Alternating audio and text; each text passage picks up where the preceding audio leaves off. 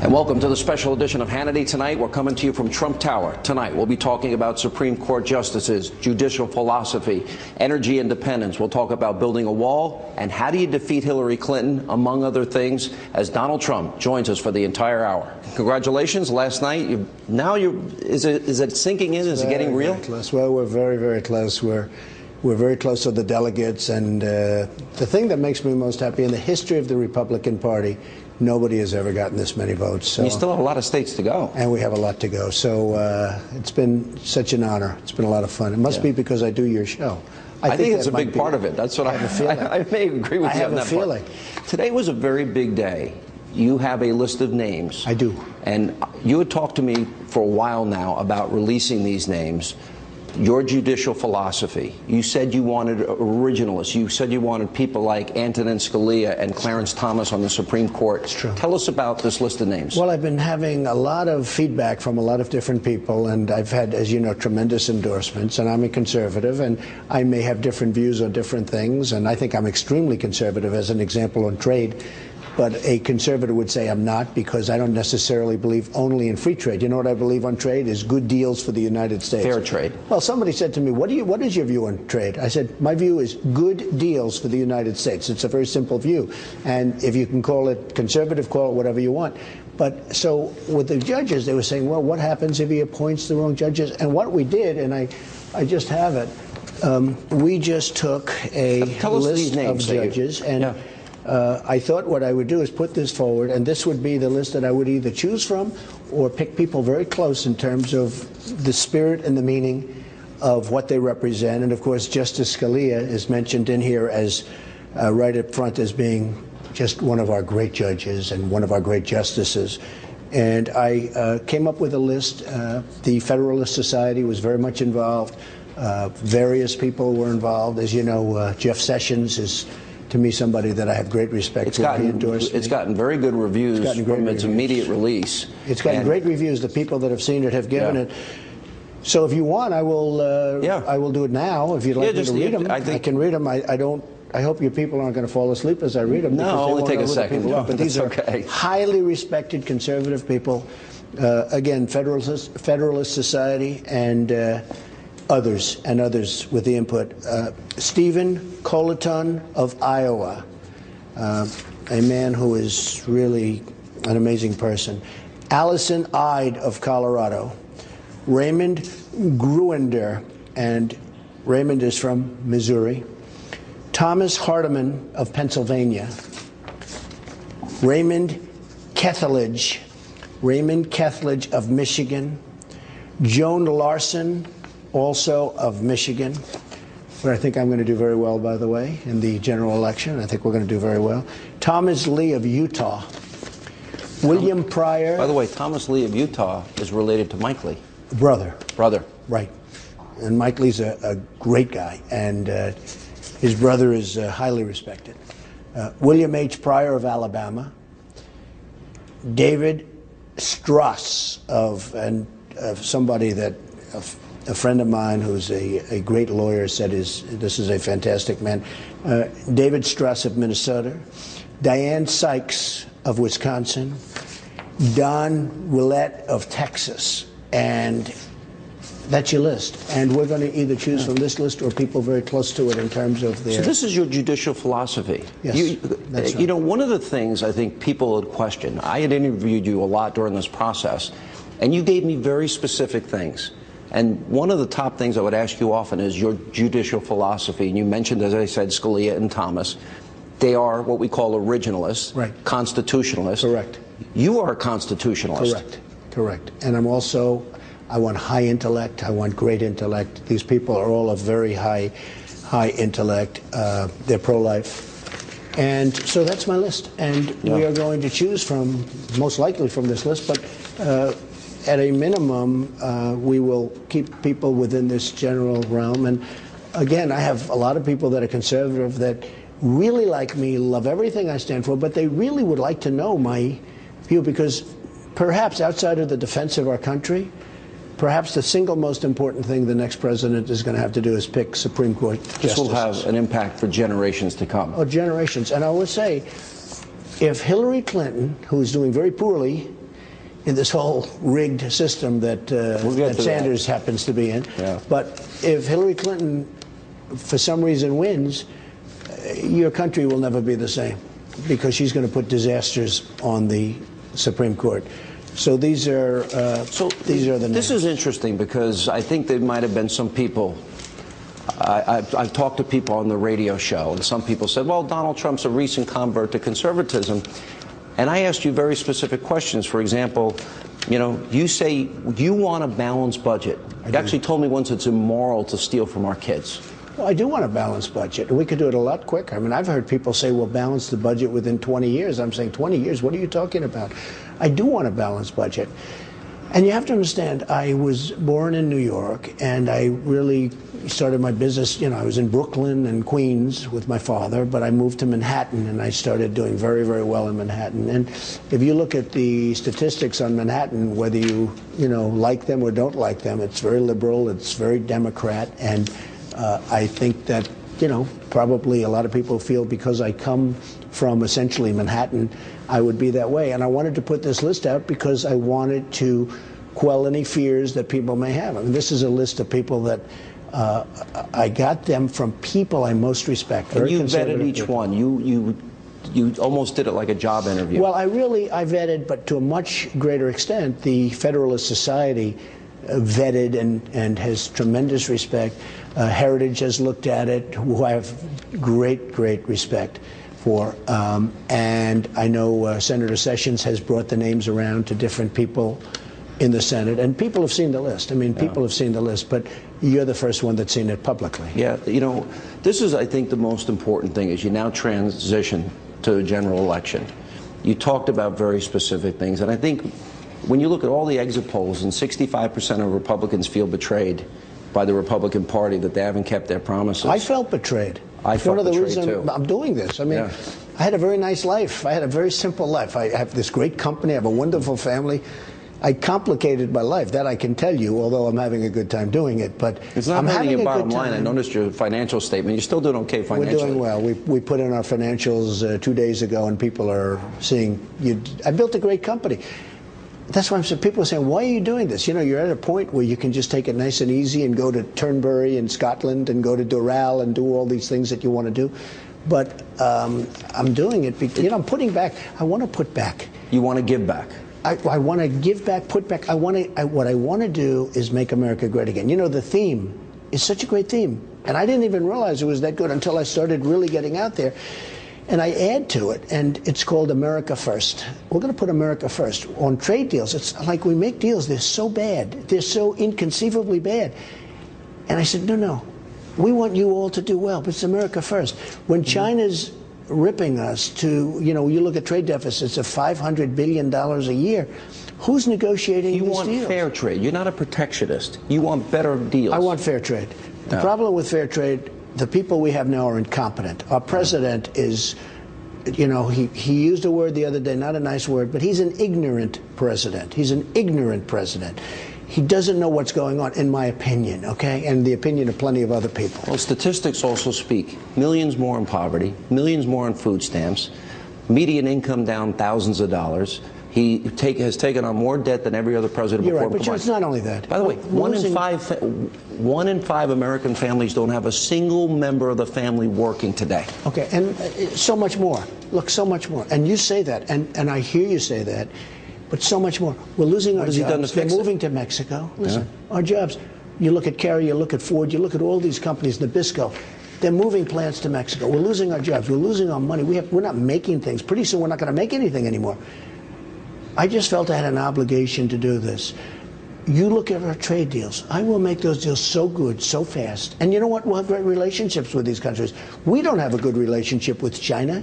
China is building a massive fortress in the middle of the South China Sea, okay? And yet they're ripping money from us left and right. We rebuilt China single-handedly. What they've taken out of our country, we have rebuilt built China. They have railroads and trains that go 250 miles an hour. We have the Long Island Railroad that chugs out to Long Island. Chug. I've been on it many times. We don't have anything. We've become a third world country. I'll tell you what. And a lot of the technology is our technology. I mean, we're selling technology to the world, and we don't have it ourselves because we've spent $4 trillion plus in the Middle East. We're in worse shape now than we were 15 years ago. 15 years ago, if we wouldn't have done anything, we would have been much better. You wouldn't have had the migration. You would have had a couple of dictators, killers. They call them strong men. They can call them whatever they want. And they were good at one thing, killing terrorists. And right now, you look at Iraq, that's like Harvard for terrorism. I want to stay on this focus, though, because you made a promise to release the names so people would know your judicial philosophy. Right. You're making a promise to balance the budget. You're making a promise to build the wall. You made a promise you're going to repeal Obamacare 100%. And replace it with? We have no choice. Replace it with? By with? the way, you don't even have to repeal it. We're going to do it before it happens. It's falling in its own 17, weight. it's going to implode. And in fact, on November 1st, new numbers are coming out. Right before the election. They're trying to change the date. They want to make it after the election. And it's going to show the increase necessary to sustain Obamacare. And it's going to be massive. Everyone's talking about it. Are these promises? Don't let anybody change that date. And you want to replace it with health savings accounts, maybe? Yes, but there's so many other things. Just so you understand, once we get competition going with free enterprise, where the insurance companies actually have to go and compete instead of having states as a monopoly, you get rid of the borders, you get rid of the lines, right, where they can't go outside.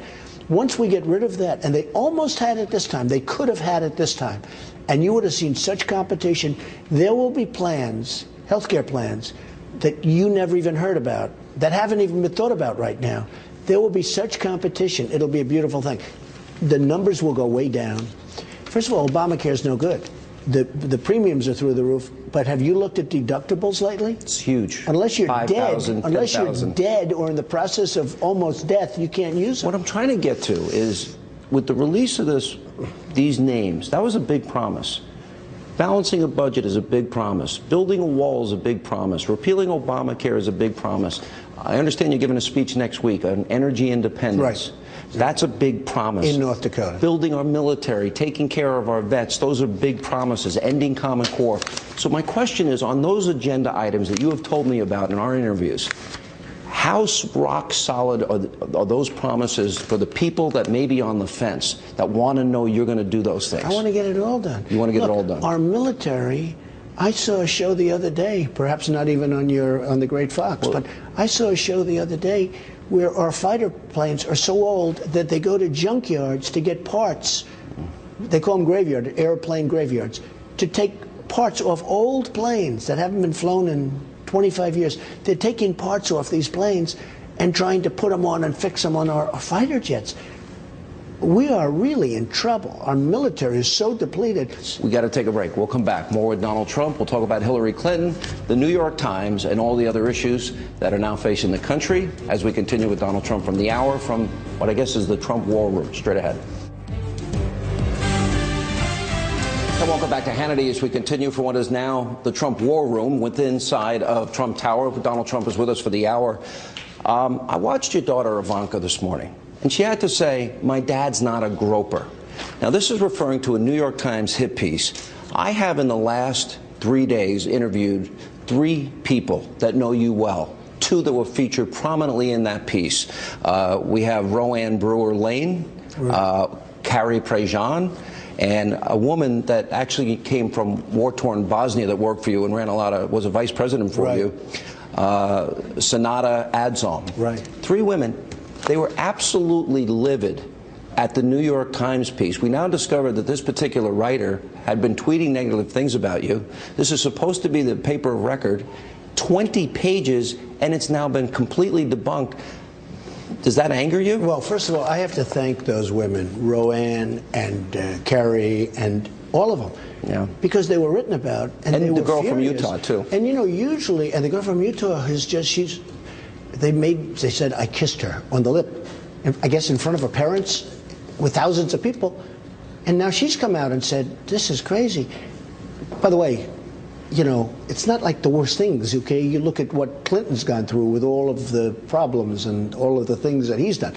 But It was so, to read this piece on the front page of the New York Times, which was, I think, their most read story in the last year, according to what they say, and to read, and to have these young women come out and say, that didn't happen, that's not what we said, that's not what it was the intent.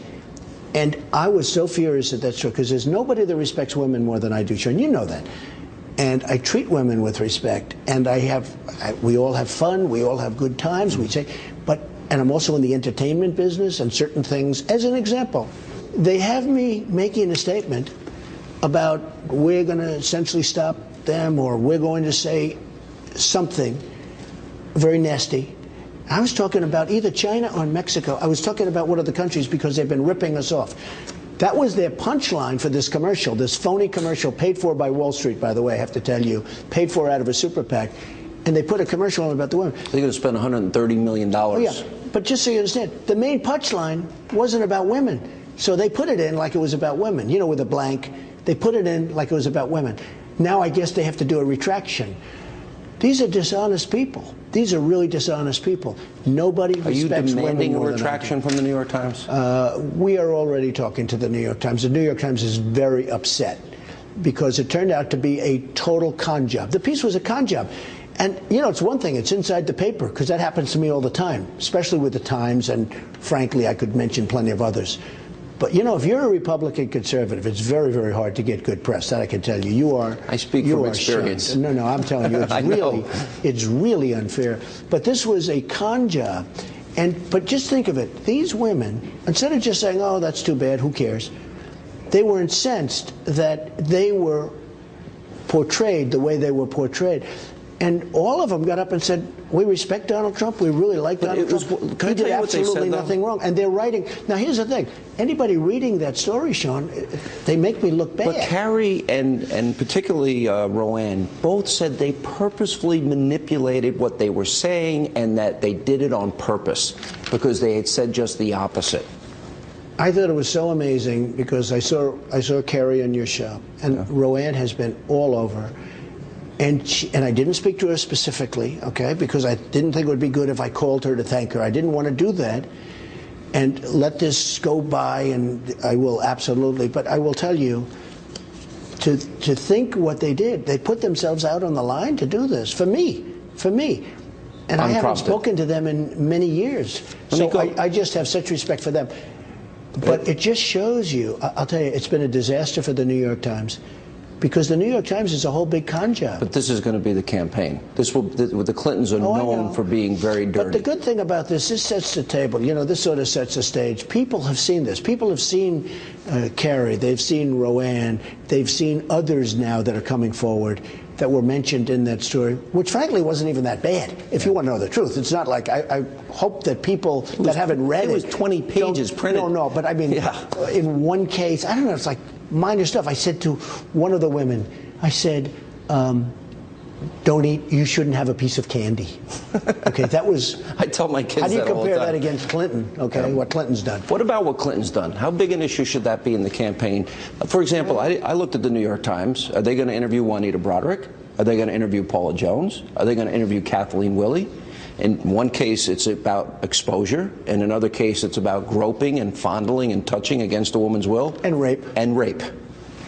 Big settlements, massive settlements. $850,000 for Paula Jones. Lots of other things. And impeachment for lying. Smearing, besmirchment of women. And losing your law license. You know, he lost his law license, okay? Couldn't practice law. And you don't read about this on Clinton. Let me ask you. Now, the New York Times, and if you look at Stephanopoulos, these are like the pipe organs for Hillary Clinton. Stephanopoulos, I get on a show the other day. It started, I couldn't believe it, and I actually said to him, look, obviously you're representing your, you know, he gave a lot of money to the foundation, he never told anybody, but you look at some of the people, the dishonesty. I'll tell you what, I'm in a pretty tough business, real estate. I meet some tough people, but I have never seen lies and deception like I see in not only with the people, not only with the politicians, but when you're in politics, it is a deceiving, it's really a pretty rough profession. And I will say this, the political press, worse than anything else, is the political press, the dishonesty. Exit question, would you consider suing them? Well, they're talking to us right now, so we'll see what happens. But they know. I think the Times actually, look, they got caught in a very bad situation. When we come back, we'll continue from Trump Tower and the Trump war room, political war room. It's Hannity on the road, Donald Trump for the full hour. We'll continue. We'll talk about Hillary Clinton when we come back.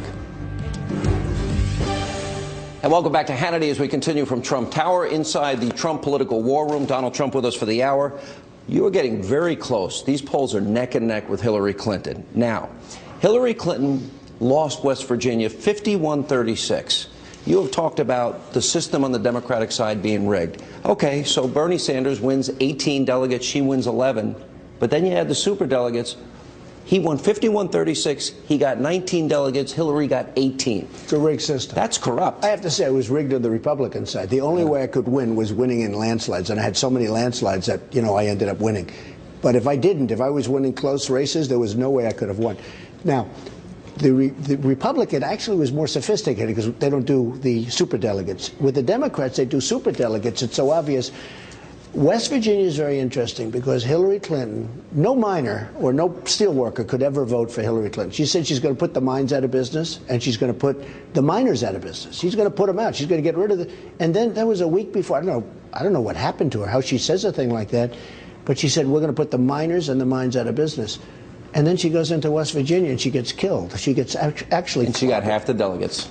And she got half the delegates. I saw that. She got like almost half the delegates, or maybe half the delegates. Mm-hmm. And if you add the supers on, it's more than that. So it's a rigged system. And I'm no fan of Bernie, but I will tell you, he is not being treated fairly. You're going to give this speech on energy. I think energy independence is a key to jobs, and I don't want to be dependent on countries that hate our guts for oil. 100%. Is it going to be coal, fracking? It's going to be coal. It's going drilling, to be fracking. It's going to nuclear? It's going to be everything. It's going to be above. everything. It's going to be everything. All right, let me ask you this question. Obama's been taking shots at you.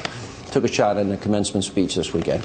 What do you say back to him in terms of the job that he's done, in your opinion? It's interesting. I have somebody that knows him very well. And 4 years ago, I was thinking about running. And my friend said he was obsessed with Donald Trump running, that he thought it was going to be. He just was obsessed with the fact that Trump, and ultimately I decided not to do it, and I decided to do it this time. I don't know if that was a good decision or a bad decision. I think it was actually, I think we're going to do great this time. I think I would have beaten him last time, frankly, had I decided to run.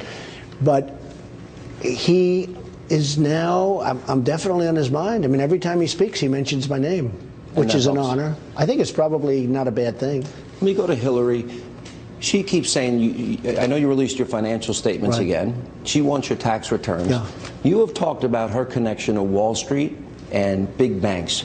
She has given speeches where she has made in 1 hour more than what Americans, the average American, will make in 5 years economically. She won't release her speeches. Well, they just announced they made like $7 million just now, just from making some speeches. Look, first, my tax return. I'm under a very routine audit. And you saw my tax returns. If you put them on the floor, they're up to here. Very complicated, but a routine audit. And I have for 15 years I've been audited. It's very unfair. I mean, I'll be honest. It's because I have very rich friends that never get audited. So, and I hope it's going to be before the election. I hope. I want to do it. But no lawyer. In fact, I was interviewed by Greta, who you know very well. She's a lawyer. She's a friend. Supposed to be a very good lawyer. She said, well, I happen to agree. There's no way anybody that's under audit, routine audits is standard with the IRS, but there's no way that anybody under audit could release them until the audit's finished. Greta said that. Here's the thing. Hillary, now I understand they're missing 30,000 emails. 30,000. She said they had to do with the wedding. Okay. So she said yoga, a wedding, a funeral, and emails to Bill, but Bill doesn't email. So for her to be talking about tax returns, where, by the way, you learn nothing. Do you want those speeches out? Should she release them? I think the speeches should be released, but I don't know, what's she doing? I know what you're probably going to see is really, really negative statements having to do with who she's running against right now, Bernie.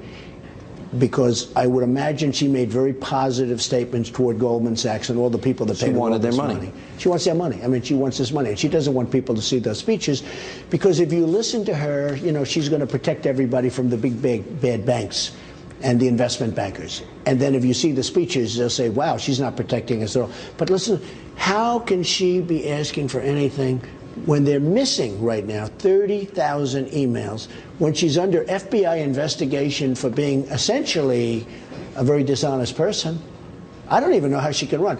Honestly, people have been destroyed. Their lives have been destroyed for doing a tiny fraction, Sean, of what she's done. We know, look at David Petraeus. Look at Petraeus, look at many others. And it looks, by the way, it looks like she's being protected by the Democrats. I mean, it looks like she's being totally protected. I don't know when this is ever going to end. This is the longest investigation ever. Let me ask you about Mitt Romney, Ben Sasse, Bill Kristol, and then to a lesser extent, Jeb Bush and Lindsey Graham, who didn't keep their promise to support the nominee. But those three in particular, Romney and Sasse and Kristol, keep talking about a third party. Wouldn't that elect Hillary? Well, the judges that I just went over with you will never be on the Supreme Court, that I can tell you. And with me, they will be on the Supreme Court. And, you know, we could get 3 to 5. It could even be 5. Somebody said probably 3, could be 4, could be actually 5. You will never see judges like I just got Federalist Society, great, everybody respects it. The list has gotten rave reviews. I don't know if you've seen that, but it's gotten rave reviews. Yeah. Those judges, you can forget that. They'll never be on the Supreme Court. Or judges like them, never be on the Supreme Court. Now, Sasse, I don't know. But I had a huge victory in Nebraska recently. You saw that. And he was condemned 400 to 8 in his own state. And he was just condemned by the party in Nebraska.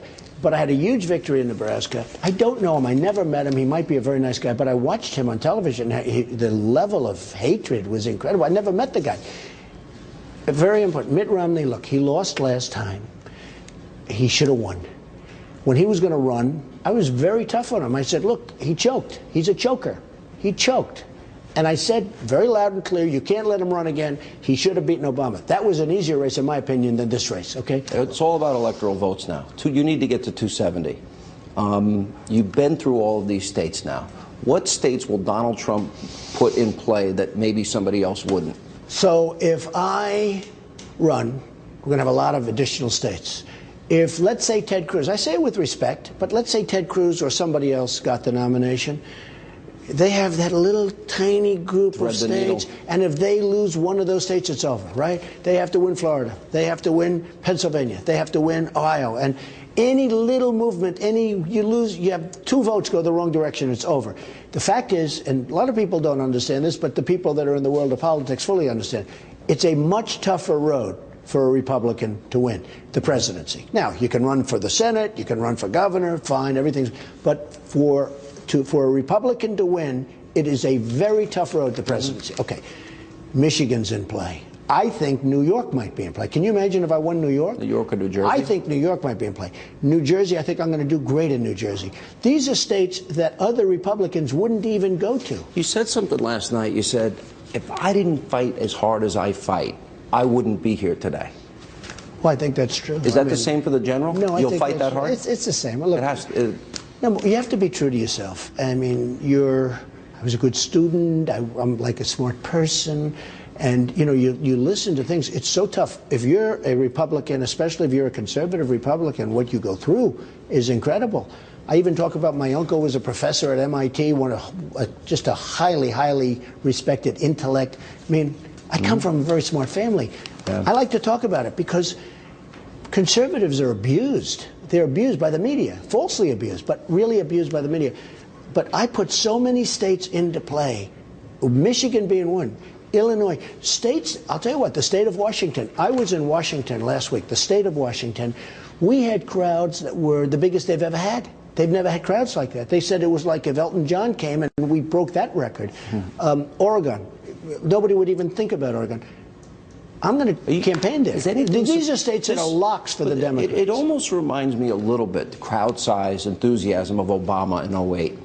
Do you feel it's this? I do. I went to California. Everyone would say, California, give it up. I'm not going to give it up. I'm going to play California. Now, maybe I won't win, and I know the odds are against me and all that. We went to Costa Mesa last 2 weeks ago. We had 31,000 people. It was a record for this incredible amphitheater. I saw that. Yeah. We had 31,000 people. Nobody's ever seen anything like that. We got to take a break, though. Good. I'll hold you right there. We'll come back more with Donald Trump as we continue from Trump Tower. It's Hannity on the road in the Trump War Room. And when we come back, we'll talk about potential cabinet members, VP, and much more. Straight ahead. And welcome back to Hannity as we continue from Trump Tower. This is sort of in the bowels of the building, inside the war room that they've set up for the election, and Donald Trump's with us for the hour. All right. Everyone's wondering who's on Donald Trump's short list for VP. You got to give us a hint. Give us something. Look, I have 5 or 6 people I really like, I respect. I've gotten along with them. I think it's very important that we get along, but I don't want to mention any names. It's too soon. I'm going to announce, in terms of vice president, we'll announce at the convention. I really hope to be able to keep it secret. I know you'll be calling every day trying to find out. That's my job. But that's your job. And you do it well. But I really have a group of great Is there people. 1 or 2 that really are in your mind Or now? 3, maybe. Maybe 3 that are really up there. That I really think. And you want somebody that's, you said, connected to Washington? I want probably, and we have a couple of other alternatives, but I want somebody ideally who's very political, who's very strong with getting legislation passed. I'll do great with our trade deals and with our business and with all of that, and we're going to make our country rich again, and we're going to make our country strong again. But I want somebody that can deal with Congress, can deal with the Senate, can deal with our Congress people so that we can get something passed. You know, Obama signs his executive orders all day long because he can't get along with anybody. It's not the way it's supposed to work, as you understand. You know, you're not a conventional candidate. This has not been a conventional campaign in any way. I asked you the last time you were on about a potential team of rivals. Look at the people that are supporting you. Rudy Giuliani, Chris Christie, Newt Gingrich, Ben Carson. Rick Perry endorsed you on my show. Bobby Jindal, Jan Brewer. What about announcing some other positions? Secretary of State, Secretary of Defense. We may do Homeland that. and Security. And some of the people on that list, not all of the people, but some of the people on that list I really like. And I think will be fantastic when given the right. I mean, I've seen Rudy. Rudy's been a fan for a long time. Newt has been incredible. I just spoke to Newt actually about something, and he has great ideas. I'll tell you what, there's no lack of ideas coming out of Newt Gingrich. They come 24/7. He's a great guy. Let me go through the scandals, because you said about Hillary she's totally controlled by Wall Street. You've got the Clinton Global Initiative, literally, they're funneling money to a friend. That broke. You obviously have the email server scandal. You've got the Benghazi scandal. You have the abuse of women scandal. She said that she is going to appoint Bill Clinton to run the economy. Isn't that the job of the president? First of all, Bill Clinton is the one that signed NAFTA. In the history of our country, that's been the worst trade deal ever. Isn't that her job? What that has done to this country, that has cleaned out our factories. I mean, I go, hey, look, I've just gone through New York. We won in landslides, New York and Maryland and Pennsylvania and Connecticut and all of these places. And I've toured them because, you know, I wanted their votes and they were all great. They have been cleaned out, 50% down with manufacturing, almost every one of them, 45 to 50% down. These companies have moved to Mexico. They've moved to different places. NAFTA is a disaster. It was Bill Clinton's deal. He's the one that signed it. And for him to be involved with the economy is a joke, okay? Yeah. It's a joke. Now, people didn't see the effects until later because NAFTA took effect a little bit later after he was gone. NAFTA is probably the worst, one of the worst deals we've ever signed in this country from the standpoint of economic development or jobs. It seems like she almost wants to run with him. But let me ask a more important question. The Clinton Foundation, beyond funneling money to a friend labeled by the Secret Service Energizer, special friend of Bill's, but a more important issue. You talk about abuse of women. You've talked about their personal lives. You talked about the smear, slander, besmirchment. Here's a bigger question. The Clinton Foundation took all this money from Saudi Arabia. Saudi Arabia doesn't let women drive. They can't vote. They can't go out in public without a male relative. They have to get permission to go to school or work, and women are told what to wear. Now, I've never been able to find a quote of Hillary. The Clinton Foundation took millions from the Saudis, of her criticizing the mistreatment of women there. But you have other cases, and you have many other cases in there, and, you know, they talk about women and the abuse of women, and forget about abuse by him directly. Look at what's going on, and look at who gave them a lot of their money. So, and what did all of these, and here's the big question, what did all of these places where they give millions of dollars for speeches, what did they get? And they got a lot. And you know that, and everybody knows that. So in other words, they're buying influence. Well, the press isn't covering it. I mean, to me, that's possibly, I don't know, the email to me, you know, when you talk about national security, that's about as serious. Well, they certainly bought their silence. What did all of these countries and others get in return for paying millions of dollars for speeches? They got a lot. We'll take a break. We'll come back. More Donald Trump. When we come back, believe it or not, the president threatening to veto a bill that would allow the victims of 9/11 to sue Saudi Arabia. We'll get Donald Trump's position on that when we continue.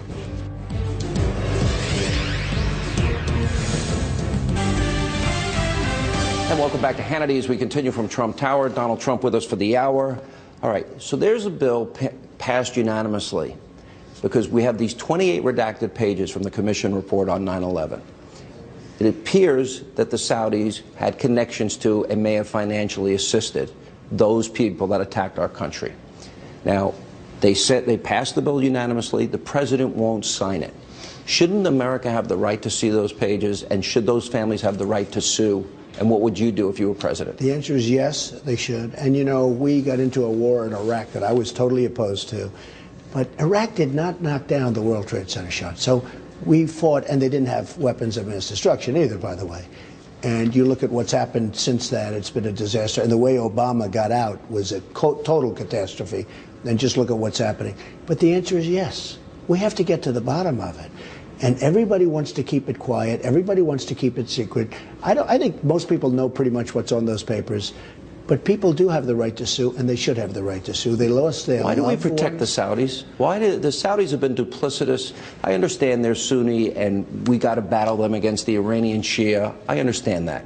But don't we need to hold them accountable a little more than they've been held accountable? Well, I look at it also differently. We protect the Saudis. We protect many countries. We're the military for many countries, and They don't pay us, and they don't pay us what they should be paying us. Do you know what the difference of our country, if somebody like me can go in and very nicely say, folks, you got to pay up, because the Saudis wouldn't be there for 2 weeks if we weren't there protecting them. And they're driving the prices of our energy down to drive our fracking business out of business. Or whatever. Maybe they are, maybe they. I really don't know that for a fact. I mean, a lot of people think that. But I will say this.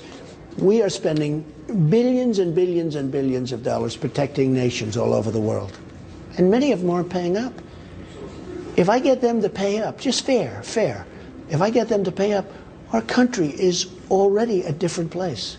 Republicans have said that Ben Rhodes, who now has admitted he manipulated, he lied, he used propaganda to sell that bad Iranian deal, manipulating people in the media in particular. He also, by the way, if you go back to the Wall Street Journal, the whole YouTube video narrative as it relates to Benghazi, he started that lie.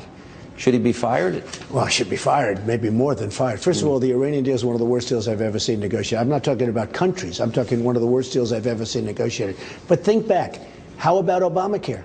How about the architect of Obamacare, where he had a meeting with some of his friends, and they guess they got him on tape or something, and he was talking about what a con job Obamacare was. People forgot about that. You know, it's totally forgotten about. Well, Ben Rhodes is the same kind of a thing. Keep your plan, keep your doctor. Obama has been truly, you could say one of, but I think you could almost say, I think he's now superseded Jimmy Carter as the worst president in the history of this country. Yeah. Here's, I think, I'm going to give you all the latitude you want. You understand the Clintons. You know their tactics. You know they set up their own war room. You know that they'll say anything, and they've got the media. How does Donald Trump strategize the tactics that you are going to use? How do you defeat her?